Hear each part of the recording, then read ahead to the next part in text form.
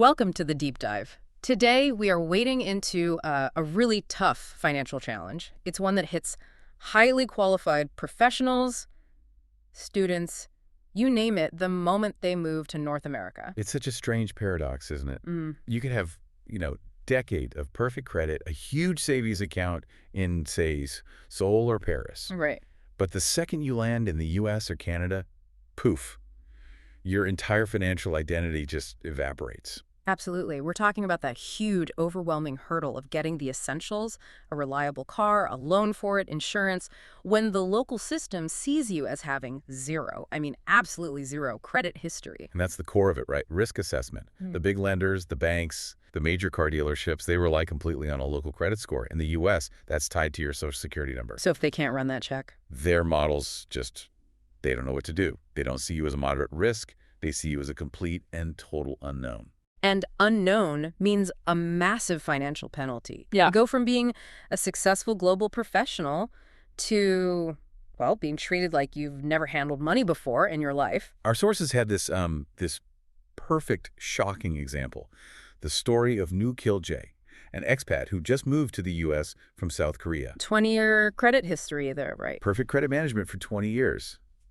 But he walks into a U.S. dealership, Kia, Toyota, Honda, and just gets the financial cold shoulder. The numbers they're just jaw-dropping. One dealership, Kia, flat out denied him. You said no. And others, like Toyota and Honda, they came back with offers. Loan terms with interest rates of, 23 to 25%? Can you imagine that? You've successfully managed your finances for 2 decades, and now you're being quoted a rate that's just frankly predatory for a new car. It's a systemic thing, though. The finance manager at a traditional dealership, their hands are tied. The computer says no because there's no SSN, no FICO score. It's a complete non-starter. But, and this is the whole point of our deep dive today, Nu Kil-jae did not settle for 25%. He somehow managed to secure a brand new Jeep Grand Cherokee L financed at a very competitive 7%. So our mission today is to lay out that path. How you get from that shocking 25% quote down to something reasonable like 7%. We're going to cover the strategies and, crucially, the documents you absolutely must have ready. Okay, let's start with the U.S. market. If conventional financing is a dead end, what's the very first move? How do you bypass that SSN wall? You have to, from day one, abandon the idea of walking into a mainstream bank or dealership. The ones that only look at FICO scores. Exactly. You have to pivot immediately to specialized programs, the ones that are specifically designed for foreign nationals. It's interesting because whole companies have been built just to fill this gap. Our sources point to a big one, International AutoSource, or IAS. Yeah, they've been around since 1995. They've helped over 50,000 people, executives, doctors, students get competitive financing without a U.S. credit history. And it sounds like it's more than just a loan application service. It's almost like a concierge service to cut through all the red tape. It really is. Nu Kil-jae's story shows that perfectly. IAS didn't just approve his loan. They gave him a dedicated sales manager who spoke Korean and walked him through every single line of the contract. That's invaluable. Oh, absolutely. And then he hit another classic expat wall getting car insurance.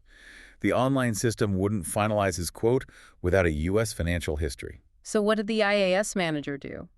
He didn't just give him advice. He got on a 1-hour, 3-way conference call with Nu Kil-jae and the insurance agent and just guided him through the entire thing. Wow. That is the difference between giving up and actually getting it done. It shows the barrier isn't always the money. It's the sheer administrative friction. Exactly. Now, IAS is great for, executives with clear job offers. But what if you're a student or you're just looking for a good used car? Well, that's where we're seeing this rise of online lenders. They've built their own risk models that look at other data, not just FICO. Names like Stilt, Lenbuzz, Nomad, and Borrow. They all specialize in loans for foreign nationals. And sometimes the car companies themselves step up. Volvo, for example, has some programs for students. They let you lease without a credit history, but there's a catch. You have to pay up front. Often, yeah. One big lump sum payment to cover the whole lease term. It's a lot of cash, but it gets you the car and peace of mind. Okay, so that brings us to another option, one that's a bit riskier, but way more accessible, especially for used cars. The buy here, pay here model, BHPH. Right. For anyone who doesn't know, a BHPH dealer is both the car seller and the bank. They finance you in-house. And the huge advantage there is they often don't do a traditional credit check at all. They're just focused on whether you can make the payments now. And this is where another piece of paper becomes really, Really important. The ITN. The individual taxpayer identification number. A lot of newcomers might have that before they get an SSN. Yeah. Exactly. The IRS issues it for tax purposes. But BHPH dealers will often accept it instead of a Social Security number. It lets them approve you on the spot with other documents, like proof of your job and where you live. It's a massive shortcut. But wait, if it's that easy, what's the catch? It sounds a little too good to be true. That is the right question to ask. Because they're taking on more risk, their interest rates are usually much higher. We're talking back in that 20–25% range sometimes. Ouch. And, this is critical, you have to make sure the dealer reports your payments to the big credit bureaus. Equifax, TransUnion, Experian. Ah, so if they don't, you're just paying a high rate for nothing. No credit building benefit. Precisely. So the strategy is, you use BHPH if you have to, but you treat it as a stepping stone. You swallow the high rate for a while, specifically to build that U.S. credit score. Okay, so no matter which path you take, IAS, online lender, BHPH, you need a ton of paperwork. Let's run through that checklist. For sure. First up, identity and presence. That's your passport, foreign ID, and your visa or passport stamp proving you're here legally. Second, financial stability. This can be the tough part. You'll need a letter from your employer with your salary, maybe recent pay stubs, even bank statements from your home country. And lastly, what you call local commitment. Right. Proof of residence, like a utility bill or a lease. And this is a big one, a valid U.S. driver's license. An international one might work for a few weeks, but getting that local state license shows you're serious. It really lowers their perceived risk. The bottom line is you have to make your entire financial life an open book to make up for not having that one little number, that FICO score. Exactly. Now let's pivot north to Canada. The process is different, but the financial shock is just as real, especially with car insurance. It's mandatory everywhere, of course, and price for newcomers is just brutal. Oh, it is. The sources we looked at said newcomers often get quotes around 450 Canadian dollars a month. Whoa! $450 a month just for insurance. Yes. Because without any local driving or insurance history, their algorithms just put you in the highest possible risk category, period. That's over $5,400 a year. Yeah. That could break your budget right there. So how do you even start to bring that number down? Strategy number one is documentation. Documentation. Before you even leave home. Before you leave, you have to arrive with official, physical proof of your driving and insurance history. Get letters from your old insurance companies showing how long you were a customer and if you had any claims. Many Canadian insurers will factor that in, but only if you can prove it. If you show up with nothing, you're starting from scratch. But if you have a folder proving 20 years of clean driving, you can shave hundreds off that quote. Exactly. And strategy two is licensing. The second you get there, make it a priority to get your full Canadian driver's license. And take a course, right? Yes. Completing an accredited Canadian driver training course will often qualify you for an immediate discount. Let's talk about that license exchange. Using Ontario as an example, they have agreements with a lot of countries, right? Like Korea, the US, Germany, Japan. They do. Yeah. And if your license is from one of those countries, you can usually drive on it for about 60 days. Then you have to go in and exchange it. It's usually just an eye test, maybe a written test, depending on your situation. But getting that provincial license is it's a critical first step. And what about getting the actual car loan in Canada? Is it as tough? It can be. The big banks are pretty strict without a credit history.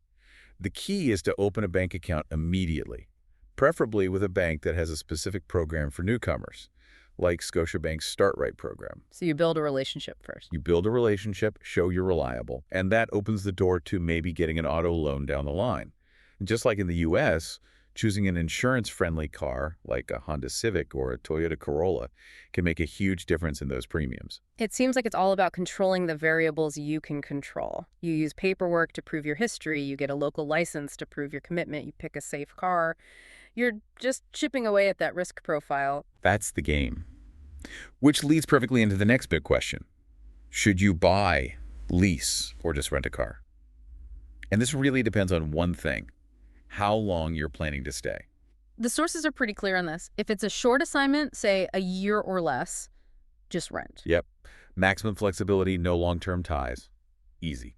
For 1 to 3 years, leasing is usually the most cost-effective. You get a new, reliable car with a warranty, and you don't have to worry about selling it when you leave. If you're staying for 3 years or more, or you think you might stay permanently, you really should buy. It's the best financial and strategic move long-term. Absolutely. The total cost of ownership is lower, but more importantly is how you start building your financial future in that new country.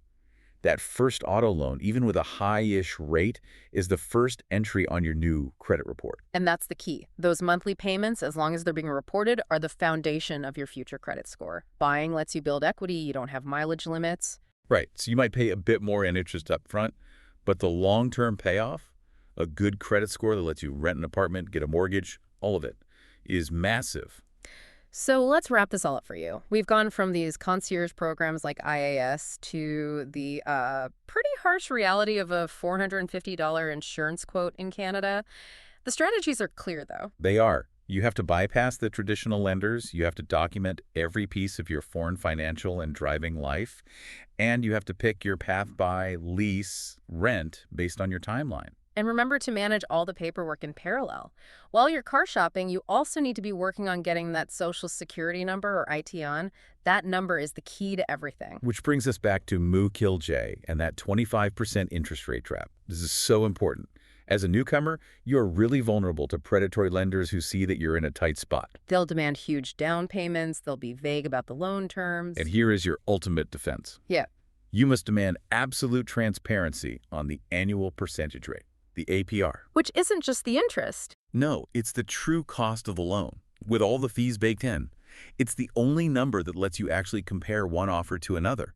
If a lender won't show you the full APR, or if they won't explain every single line item in a language you fully understand, you walk away. The lesson here is that you have to be your own advocate. You have to question everything because that very first car loan payment, that's the first brick in your U.S. or Canadian credit history. It will follow you for years. That's such a powerful point. And for you, the listener, here's your takeaway, your first step. Go online right now and research the license exchange agreements for your home country and the state or province you're moving to. Because getting that local license is the fastest way to start proving you belong, to unlock lower insurance rates, and to get on the road. Be prepared and have your paperwork ready. We'll see you next time.